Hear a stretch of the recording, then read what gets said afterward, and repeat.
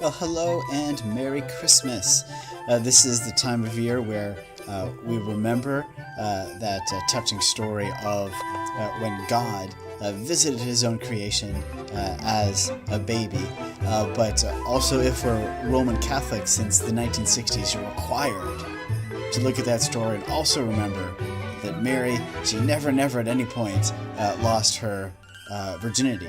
So all Christians that like the Bible see that she was a virgin when she conceived and when she gave birth, but is it really necessary to believe that she was always throughout her entire life a virgin? Let's take a quick look at the plain meaning of some Bible verses to go against that Roman Catholic claim of perpetual virginity. Just Matthew 1, where we have that Christmas story. We'll look at, so Mary was betrothed, promised to be married. Let's just look at the simple word, before they came together. Before they came together. It's before they came together, she had a baby, but that points us, at some point they came together. First, she had a baby as a virgin, then they did come together. That tends to be what married people do. And a Roman Catholic might try to insist upon the least likely definition of that word. Let's take a look at it. I've got my BDAG book over there. That's the standard Greek dictionary. You could also see the simple version here online. Suner chomai, like synagogue is the place of coming together, and it's just the means to come together is this verb. Soon is the preposition, with, alongside. Erchomai is the very basic verb to come. This is a basic verb. This is a basic word. It means come together, but words have meanings, and that comes from the context. So if you look at any dictionary, because dictionaries don't really do theology, they just give you the raw data. Says that one of the ways that this word is used with Koine Greek is conjugal cohabitation, and even any dictionary on this word will even show you Matthew 1:18. This verse is an example of the definition of conjugal cohabitation. Where's that dictionary? Let's see.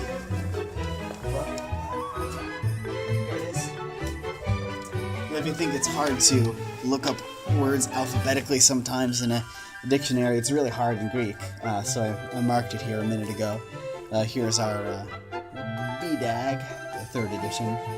It also says to unite in an intimate relationship, come together in a sexual context, and it also lists Matthew 1:18, domestic and marital relations are combined. In marriage contracts, the same word is used. This come together was used in Koine Greek marriage contracts to mean come together. Now, when I talked with my wife about this, she just said, "Oh, poor Joseph," and that's right. Now, over time, because in the early church there was no pope, was no Roman Catholic Church. But over time, some people had this kind of respect for Mary, and also over time, there was this kind of weird reverence for virginity, and that tradition is kind of anachronistically read back into these texts. And again, it's just a Catholic might say, "Oh, well, sometimes it means come together. Maybe it means they just came together and lived together and never slept together." So what the Roman Catholic has to do, again, is just take the least likely definition of the word every single time that it comes up. Well, let's just keep reading in the same chapter. Let's jump down to verse 25, the word until. He took his wife. It's, again, like my wife said, "Oh, poor Joseph if he doesn't get to do that." But what do you think it means when he says he took his wife, but he didn't know her? Know her in the Bible, biblical knowing. Adam knew Eve and they had a kid. but knew her not until she had given birth. That word, until. Again, Roman Catholics will try to come up with some system that until means also afterwards as well. But the basic meaning of until is Mary and Joseph did not come together until after they had baby Jesus. Then they did. And even Eric Svensson did scholarly research on those two words, not until, and the heos who, until that. And his research demonstrated that when you have those two words in combination together, it always means what you think it means. It's not going to mean that the condition doesn't change and continues after the until. It's the basic meaning of the word, once again. If you think of, I did not kiss my wife until our wedding day, that's not going to mean that we've never kissed ever. It means that we didn't kiss before our wedding day, and now that we're married, we can kiss whenever we want to. That's the basic meaning of words. And though the Catholic view really just has this different kind of a lens on it, and that's what we need to realize, that it's a biased perspective. You could see a big difference between going to the Bible and looking to see what it says, and the different way would be starting with what the Catholic Church tells you must believe, and then looking in the Bible to try to find some way of defending it. Those are two completely different approaches, and it comes out. When a Roman Catholic would typically read, like Luke 1 here, also part of this Christmas story, Mary said to the angel, "How will this be since I'm a virgin?" Now, normally you would just think that, wow, that's a hard to believe thing, that I'm going to become pregnant while I'm a virgin. But the Roman Catholic apologist is going to tell us that this means that she made some kind of vow of virginity, that God gave her a gift of celibacy, and God will not take away that irrevocable gift. Mary was not a Roman Catholic nun. There weren't any Roman Catholic nuns. That with the Jewish mind, children are a blessing.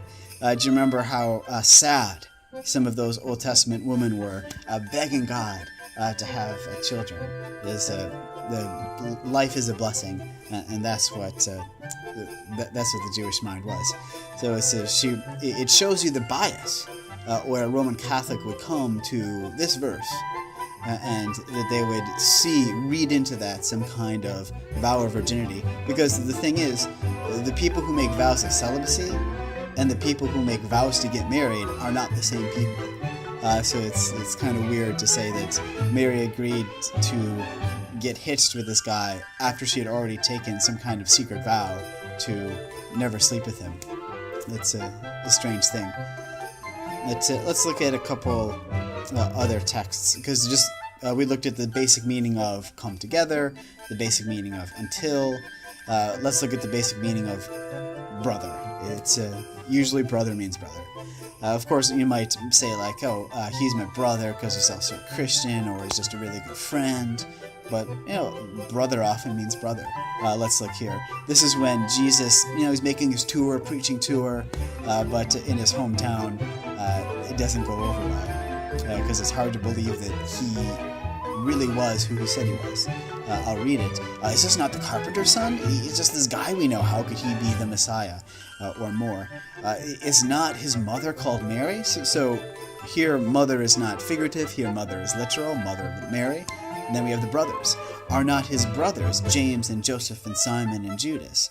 And again, we see in other parts of the New Testament the Lord's brother James, maybe the guy that wrote the book of James.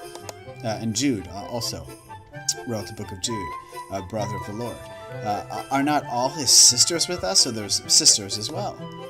Where do they take this man? And Jesus says, prophets is without honor except in his hometown and his own household.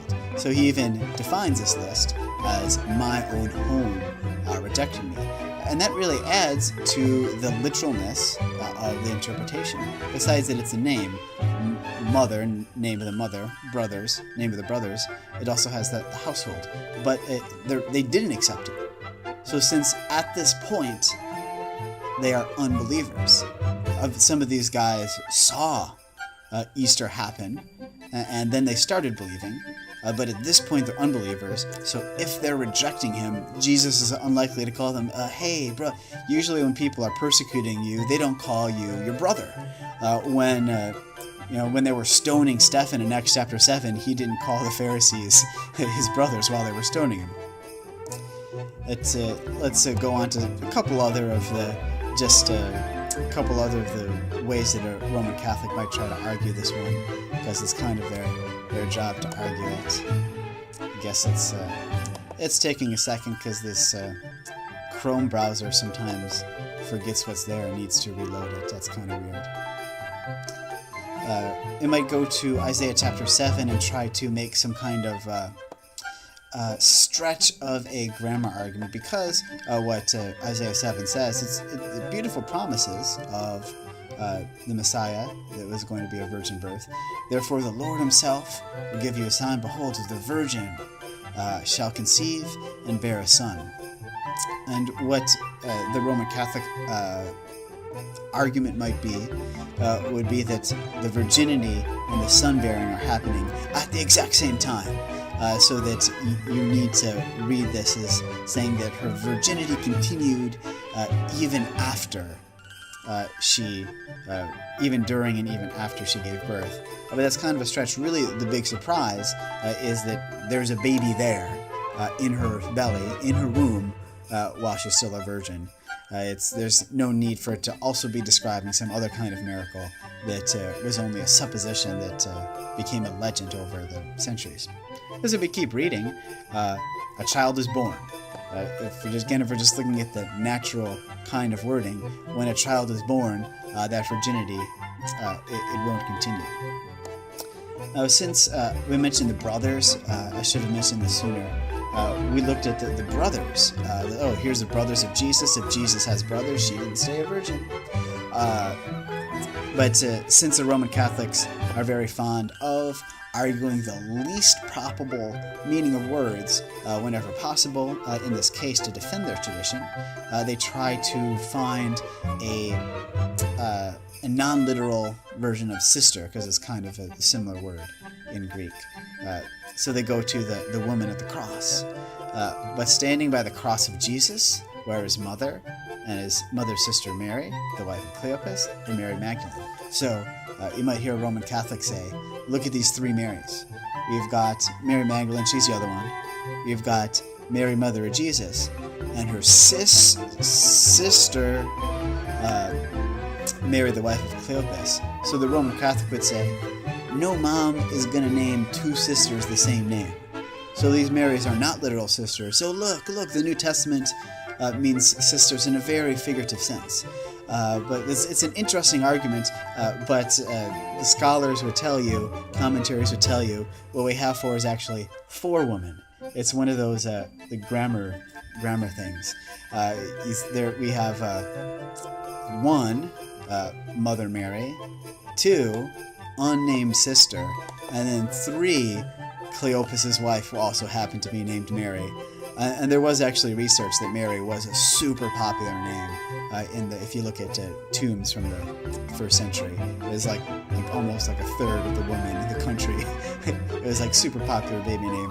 And then Mary Magdalene. So when you have four women here, then sister still means sister, and words still have their meaning. I want to give, before we go, I want to give one more example of a kind of bias and slanted reading with an Old Testament type. Now, first, let's just read these words. This is maybe like a temple. Some people like to put end time significance to Ezekiel 44, but it's talking about a temple and it's talking about the Messiah. Let's look at these verses. Then he brought me back to the outer gate. Ezekiel, in these chapters, is just a lot of architecture.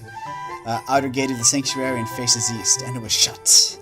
And the Lord said to me, this gate shall remain shut, it shall not be opened, and no other shall enter it, for the Lord, the God of Israel, has entered by it. Therefore it shall remain shut.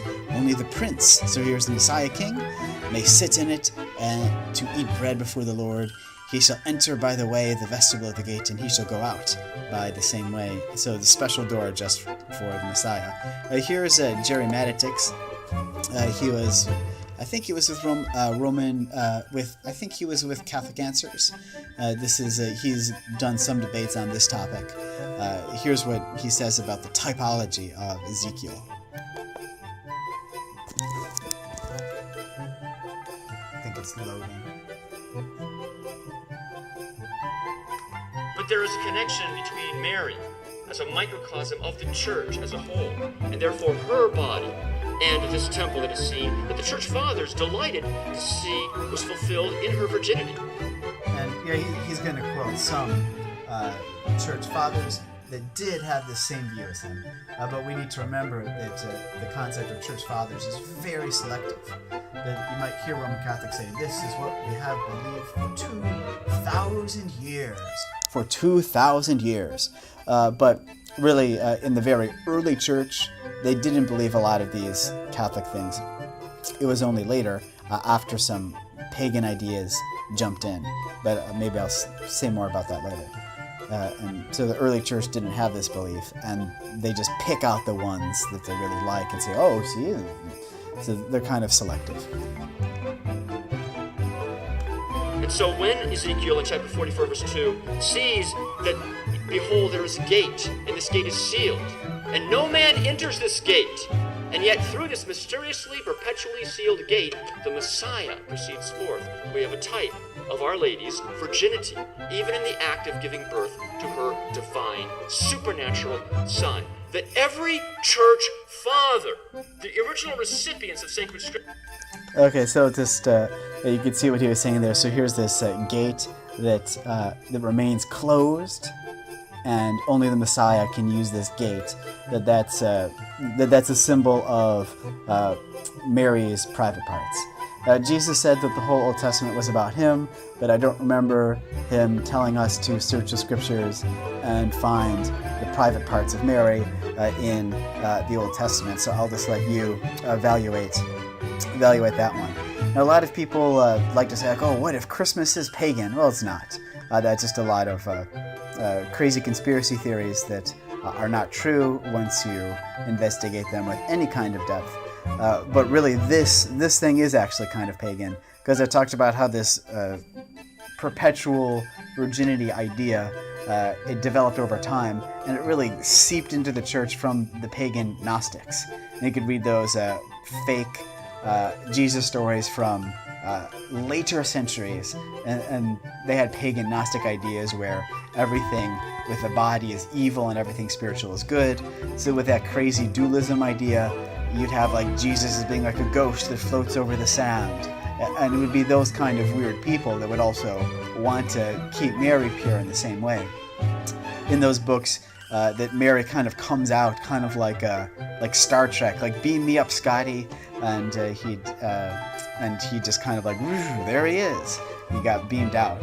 But those are the same kind of books where like Jesus in elementary school would come across a bully and he'd just like kill him, or the kind of this weird stories like that. And we reject those stories and also their influences on us. But this isn't like the most important issue in the Bible, but it's important when people tell us that we must believe things that's not there in the Bible. So that's why I'm a Protestant, because sola scriptura, Bible alone. Because if you're not, what you would call it is sola ecclesia, church alone. Now the Catholics might say, oh, that's very unfair because we have a three-legged stool, and those three legs are the church and tradition and the Bible. But it's kind of imbalanced, because if the church infallibly defines the Bible, and the church infallibly and selectively defines tradition, then it's an imbalanced stool, and what you really have at the core is a sola scriptura, when you must believe the interpretation and tradition and conclusion of the church, and that's why you have that bias when you have Roman Catholics trying to go to the Bible and defend these things. So at the end, it's sola scriptura, and it can mess with the gospel too. When we believe that Jesus saves us by faith alone, He died for us, lived the life we couldn't live, and the Bible's very clear that sola fide, only faith, in what Jesus did. That finished work is what saves us. But if we don't have a finished work and we keep needing to go back to the Mass to get more grace points, if we need to ask Mary for help and she somehow helps us get to heaven, then it's adding to that. And if you see the book of Galatians, Paul got pretty angry at the Galatians because they were adding stuff to the gospel message. We don't want to do that. Anyway, Merry Christmas. Jesus is born.